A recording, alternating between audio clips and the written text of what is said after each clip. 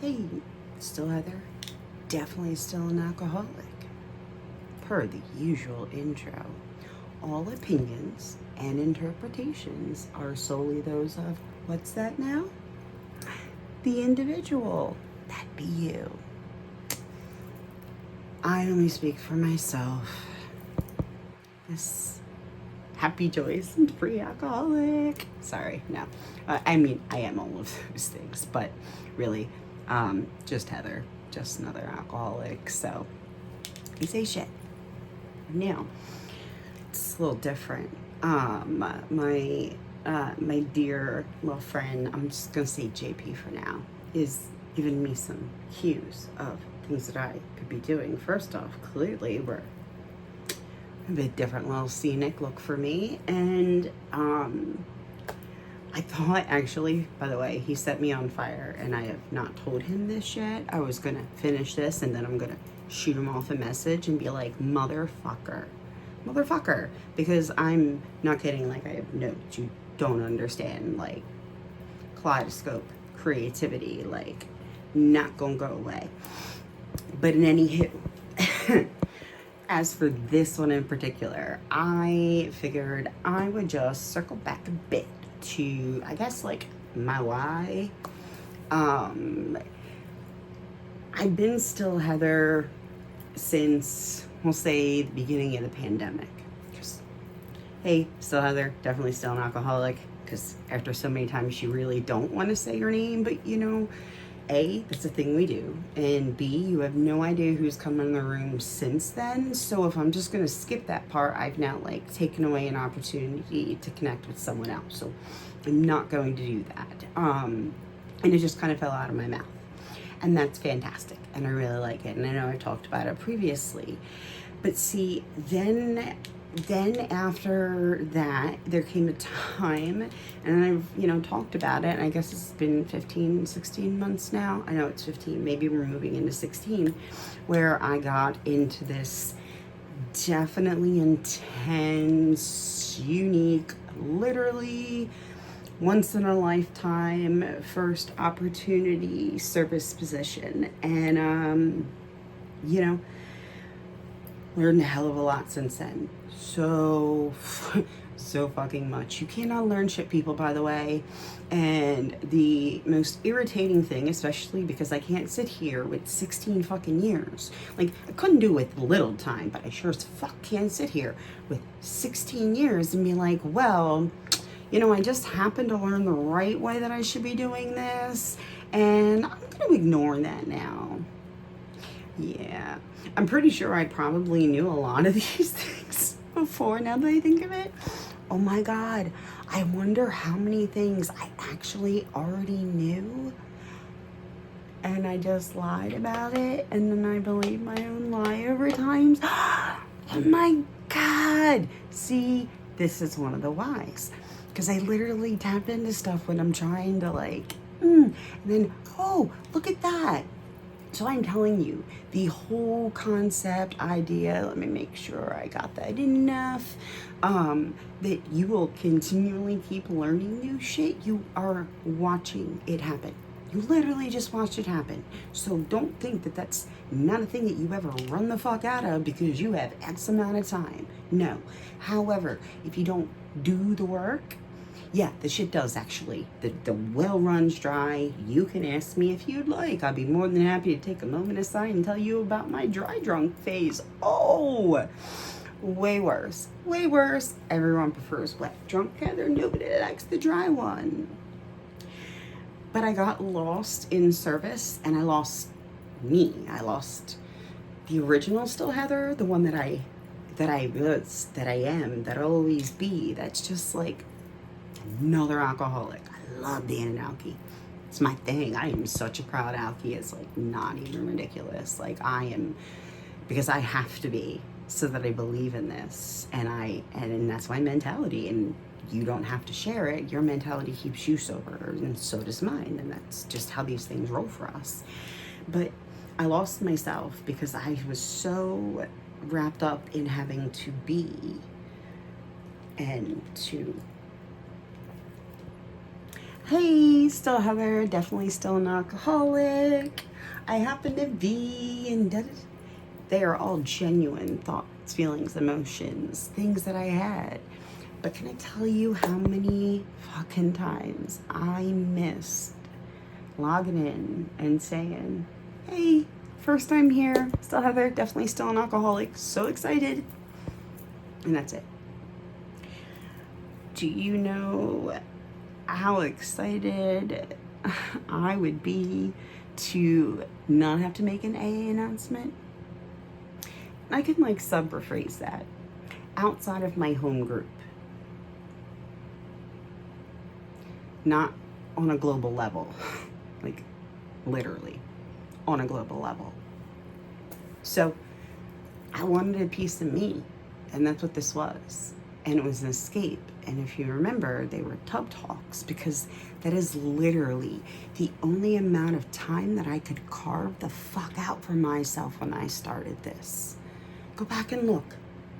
And then look at the time. And look at the transitions. And I fucking ramble. I'm up in the 20s now.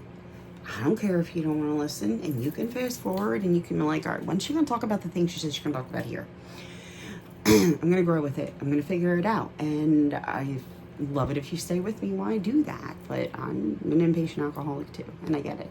So I am growing in the ability, and it's no longer an escape as much. It's an opportunity. Before, I had to run to get anything outside of the world that I was trapped in, and the only one I could be in, and that's it. That's the whole scope. And I even look back at one of my videos where I was in a tub squatting, because the Zoom position, which I just posted about to my friends and family on Facebook today, looking for a nice comfy chair that like collapses or whatever, because my body can't take the Zoom position. This is what I live in because I'm so active. But I love that I've grown more time. And I also love that you don't fucking know me. And I don't fucking know you. Yet. One of my faves, obviously. Because it's an opportunity to practice that second A. And meet new people. Or just be exposed to new people. Like, we don't have to actually commune for us to have a connection. So maybe I say something that's helpful. Maybe I say something that pisses you the fuck off, and you take that fire and you fucking go and you bitch to your sponsor. Fucking go to your home group.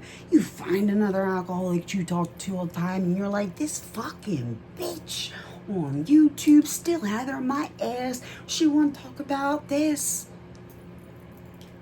Made you think. Fucking go with it. I have a right to be wrong. Just like everyone else. Now, let me just see so I can focus back for JP.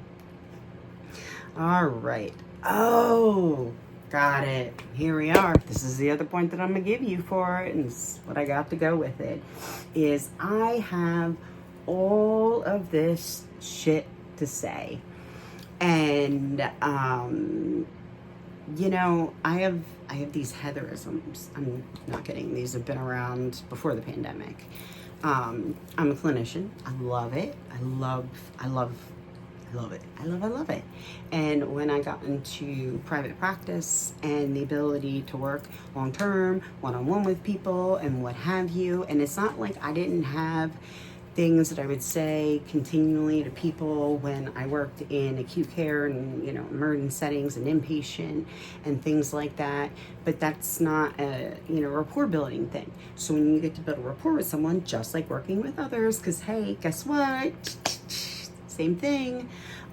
So you get to talk more about things and you get to say things more often.